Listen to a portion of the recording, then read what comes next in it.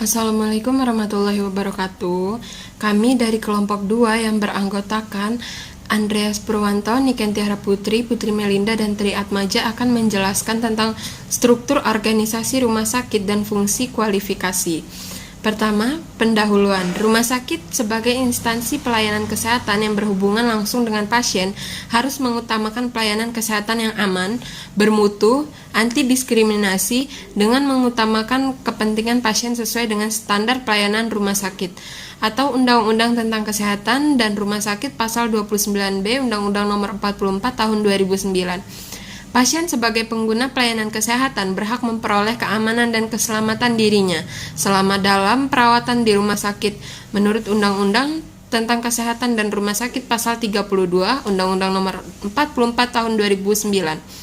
Rumah sakit juga terbagi dalam beberapa kelas atau tipe, yakni kelas A, B, C, dan D. Rumah sakit kelas A adalah rumah sakit yang mampu memberikan pelayanan kedokteran spesialis dan subspesialis luas oleh pemerintah.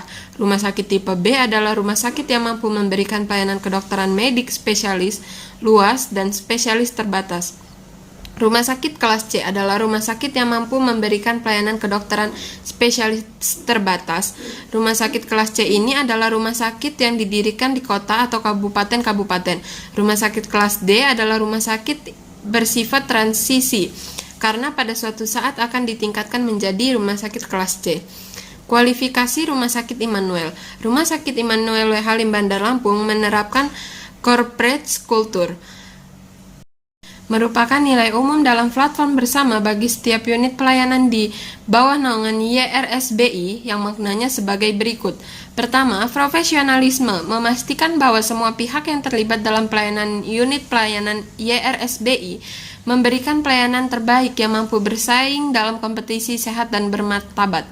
2. Akuntabilitas, melaksanakan pelayanan dengan mentalitas yang bertanggung jawab dan menggunakan kekuasaan dan kewajiban yang diberikan sesuai dengan porsi dan peran masing-masing. 3. Spiritualitas, menggerakkan spirit panggilan berdasarkan nilai-nilai yang benar sehingga karya-karya nyata kabar baik bisa dirasakan oleh semua pihak, baik yang melayani maupun yang dilayani. Kualifikasi Rumah Sakit Tipe B, Unit Gawat Darurat. Jenis pelayanan instalasi gawat darurat Rumah Sakit Immanuel, bantuan hidup dasar dan lanjut, penanganan pasien sesak napas, penanganan pasien serangan jantung, penanganan pasien kehilangan kesadaran, penanganan pasien kecelakaan, penanganan pasien cedera, misalkan cedera tulang, cedera kepala, dan lain-lain, penanganan pasien pendarahan, penanganan pasien stroke, penanganan pasien kejang, penanganan pasien dengan luka-luka, penanganan pasien keracunan, penanganan pasien korban bencana, semua jenis keadaan darurat lainnya. Untuk selanjutnya yaitu fasilitas 24 jam, yaitu ambulan, instalasi radiologi, instalasi laboratorium, instalasi farmasi, instalasi bedah, instalasi pelayanan intensif, dan unit hemodialisa. Untuk alat medisnya yaitu alat medis utama dan penunjang, yaitu oksigen sentral, suction sentral, ventilator, defibrilator, bedside monitor, monitor tekanan darah, oximeter, elektrokardiograf atau EKG. Selanjutnya itu peralatan resusitasi, ruang tunggu yang nyaman.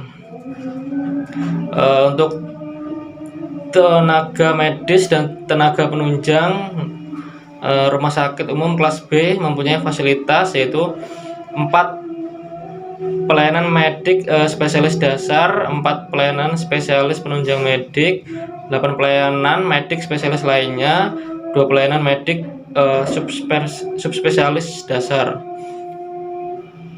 Pelayanan pelayanan gawat darurat harus dapat memberikan pelayanan gawat darurat medis 24 jam dan 7 hari seminggu dengan kemampuan melakukan pemeriksaan awal kasus-kasus gawat darurat, melakukan resusitasi dan stabilisasi sesuai dengan standar.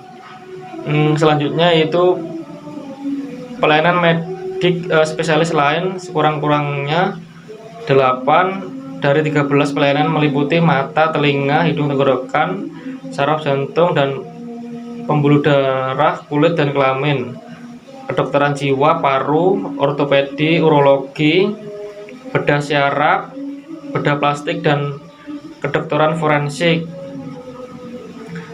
Kurangnya 8 dari 13 pelayanan meliputi mata, telinga, hidung, tenggorokan, saraf jantung, dan pembuluh darah, kulit, dan kelamin, kedokteran jiwa, paru, ortopedi, urologi, bedah syaraf, bedah plastik, dan kedokteran forensik.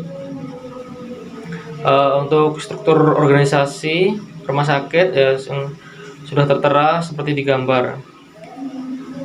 Selanjutnya akan dilanjutkan oleh Niken Tiara Putri. Selanjutnya ada rumah sakit tipe B. Rumah sakit yang akan dibuat adalah rumah sakit tipe B yang bernama Rumah Sakit Immanuel. Rumah sakit Immanuel merupakan rumah sakit swasta dengan klasifikasi tipe B yang didukung oleh tenaga medis yang terdiri dari 29 dokter spesialis, 12 dokter umum, 100 orang tenaga keperawatan, dan beberapa tenaga penunjang lainnya. Rumah sakit Immanuel memiliki 165 bed. Pelayanan yang diberikan oleh rumah sakit umum kelas B paling sedikit meliputi yang pertama pelayanan medik, yang kedua pelayanan kefarmasian, yang ketiga pelayanan keperawatan dan kebidanan. Selanjutnya, pelayanan penunjang klinik, pelayanan penunjang non-klinik, dan pelayanan rawat inap. Pelayanan medis paling sedikit terdiri dari yang pertama pelayanan gawat darurat, pelayanan medis umum, pelayanan medis spesialis dasar, pelayanan medis spesialis penunjang, pelayanan medis spesialis lain, pelayanan medis subspesialis, dan pelayanan medis spesialis gigi dan mulut. Selanjutnya, pelayanan rawat inap harus dilengkapi dengan fasilitas sebagai berikut. Yang pertama, jumlah tempat tidur perawatan kelas 3 paling sedikit 30%. Yang kedua, jumlah tempat tidur perawatan kelas 3 paling sedikit 20% dari seluruh tempat tidur untuk rumah sakit milik swasta. Yang ketiga, jumlah tempat tidur perawatan intensif sebanyak 5%. Lalu selanjutnya, ada tenaga medis. Tenaga medis terdiri dari 2 dokter gigi umum untuk pelayanan medis gigi mulut, 2 dokter spesialis untuk setiap jenis pelayanan medis spesialis dasar, 1 dokter spesialis untuk setiap jenis pelayanan medis spesialis dasar, 1 dokter spesialis untuk setiap jenis pelayanan medis spesialis penunjang, 1 dokter gigi spesialis untuk setiap jenis pelayanan medis spesialis gigi dan mulut. Selanjutnya ada tenaga kefarmasian yang terdiri dari 1 orang apoteker sebagai kepala instalasi farmasi rumah sakit. Yang kedua, 2 apoteker yang bertugas di rawat inap yang dibantu paling sedikit 4 orang tenaga teknik kesehatan kefarmasian. Lalu 4 orang apoteker di rawat inap yang dibantu oleh paling sedikit 8 orang tenaga teknis kefarmasian. Dan 1 orang apoteker sebagai koordinator penerimaan distribusi dan produksi yang dapat merangkap melakukan pelayanan farmasi klinik di rawat inap atau rawat jalan dan dibantu oleh tenaga teknis kefarmasian yang jumlahnya disesuaikan dengan beban kerja pelayanan kefarmasian rumah sakit. Selanjutnya, struktur organisasi Rumah Sakit Immanuel. Yang bagian paling awal atau yang paling pertama ada direktur, kemudian ada bagian tata usaha. Di bawahnya ada kasubag umum dan kepegawaian, ada kasubag perencanaan, ada kasubag keuangan, dan lain-lain. Di bawahnya lagi ada bidang pelayanan dan bidang penunjang. Selanjutnya, kesimpulan. Rumah sakit adalah rumah sakit sebagai instansi pelayanan kesehatan yang berhubungan langsung dengan pasien harus mengutamakan pelayanan kesehatan yang aman, bermutu, anti diskriminasi, dan efektif dengan mengutamakan kepentingan pasien sesuai dengan standar pelayanan rumah sakit. Fungsi dari manajemen sumber daya manusia terdiri dari analisis jabatan, perencanaan, SDM, rekrutmen, seleksi dan penempatan, pendidikan dan pelatihan, penilaian kerja, pemberian kompensasi, pengembangan karir, kesejahteraan dan keselamatan kerja, hubungan industrial dan pemutusan hubungan kerja. Rumah sakit harus mempunyai kemampuan pelayanan sekurang-kurangnya pelayanan medis umum, gawat darurat, pelayanan keperawatan, rawat jalan, rawat inap, operasi atau bedah, pelayanan medis spesialis dasar, kemudian penunjang medis, farmasi, gizi, sterilisasi, rekam medis, pelayanan administrasi, dan manajemen, penyuluhan kesehatan masyarakat, pemulasaran jenazah, kemudian ada laundry dan ambulans, pemeliharaan sarana rumah sakit, serta pengolahan limbah. Itu adalah kesimpulan dari kelompok kami. Selanjutnya, klasifikasi rumah sakit umum ditetapkan berdasarkan yang A, ada pelayanan.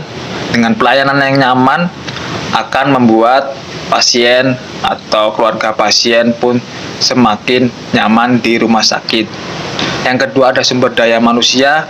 SDM di rumah sakit itu harus profesional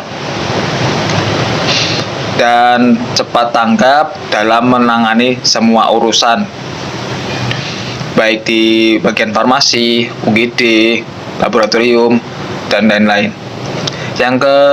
Yang C, ada peralatan. Dengan peralatan yang lengkap di rumah sakit juga akan menunjang kecepatan atau kemudahan dalam bekerja di rumah sakit. Yang D, ada sarana dan prasarana. Sarana dan prasarana di rumah sakit yang memadai akan juga membuat pasien lebih nyaman. Yang E, ada administrasi dan manajemen. Administrasi dan manajemen yang tersusun secara baik di rumah sakit akan juga memberikan pelayanan yang baik bagi pasien yang ada di rumah sakit, baik itu di poli rawat jalan ataupun di rawat inap.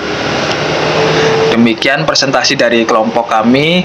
Lebih dan kurangnya saya mohon maaf.